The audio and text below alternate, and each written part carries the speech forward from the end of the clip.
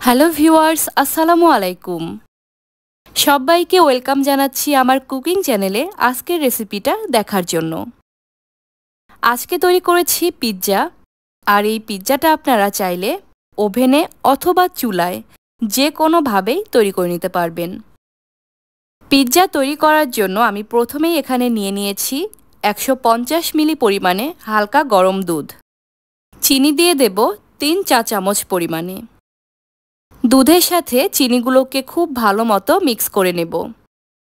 East দিয়ে দেব 2 চা চামচ পরিমাণে। ইস্ট অ্যাড করার পর আমি আবারও খুব ভালো মতো দুধের সাথে সব কিছু মিক্স করে নেব। এখানে দিয়ে দেব একটা ডিমের কুসুম।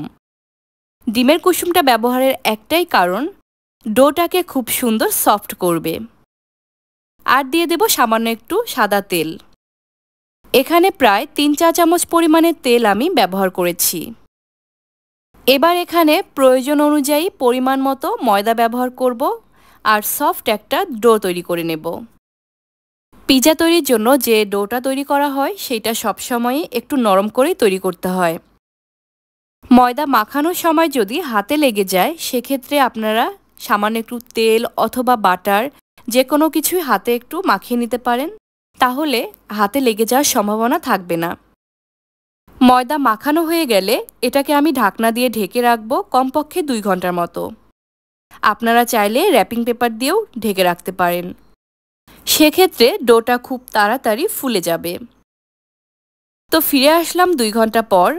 এই 2 ঘন্টা সময়ের মধ্যে ইস্টের কারণে ডোটা ফুলে ডাবল হয়ে গেছে। এটাকে আমি আবারও 2 থেকে 3 মিনিটের মতো একটু মথে নেব। পিৎজা তৈরির জন্য এরকমভাবে সবার প্রথমে ডোটাকে রেডি করে নিতে হবে। এবার যেই পাত্রে পিৎজাটা বসানো হবে সেই পাত্রে সামান্য একটু তেল মেখে নিতে হবে। তেল মাখানোর একটাই কারণ, পিৎজাটা প্লেট থেকে খুব সহজেই তুলে নেওয়া যাবে। এখানে আপনারা যে কোনো ধরনের সাদা তেল অথবা বাটার ব্যবহার করতে পারবেন। এবার রেডি করে রাখা ডোটা প্লেটে খুব সুন্দরভাবে ছড়িয়ে দেব। আমি যেই পরিমাণ ডোটা রেডি করে রেখেছি সেই ডো দিয়ে আপনারা এই সাইজের কমপক্ষে 3টা পিৎজা বানিয়ে নিতে পারবেন। তো এরকমভাবে প্লেটে প্রথমে ডোটাকে ছড়িয়ে দিতে হবে। আমি আবারও সামান্য একটু ডো নিয়ে একটু লম্বা করে পিৎজা 4 সাইডটা একটু ডিজাইন করে নেব। আপনারা দেখলেই বুঝতে পারবেন, তবে এটা চাইলে আপনারা নাও করে নিতে পারেন। শুধুমাত্র এরকমভাবে প্লেটে ছড়িয়ে দিয়েও পিৎজাটা বানিয়ে নেওয়া যাবে। দেখার সৌন্দর্যের জন্য আমি একটু এরকমভাবে ডিজাইন করে নেব। এবার আমি এখানে বেশ কিছু টমেটো সস দিয়ে দেব। আমার হাতের কাছে যেটা থাকে আমি সেইটা ব্যবহার করেই কাজ চালিয়ে নেই। আমার কাছে কোনো পিৎজা সস এই মুহূর্তে ছিল না, এজন্য আমি টমেটো সস ব্যবহার করেছি। সসটাকে ভালো মতো ছড়িয়ে দেওয়ার পর এখানে আমি দিয়ে দেব কিছু ক্যাপসিকাম। ক্যাপসিকামগুলোকে পাতলা করে কেটে রেখেছিলাম। তারপরে দিয়ে দেব স্লাইস করে রাখা টমেটো। আপনারা চাইলে রেড কালারের ক্যাপসিকামটাও ব্যবহার করতে পারবেন, তাহলে দেখতে আরও বেশি সুন্দর লাগবে। এবার এখানে দিয়ে দেব প্রায় 1 চিমটি পরিমাণে অরিগানো। এবার দিয়ে দেব মোজারেলা চিজ।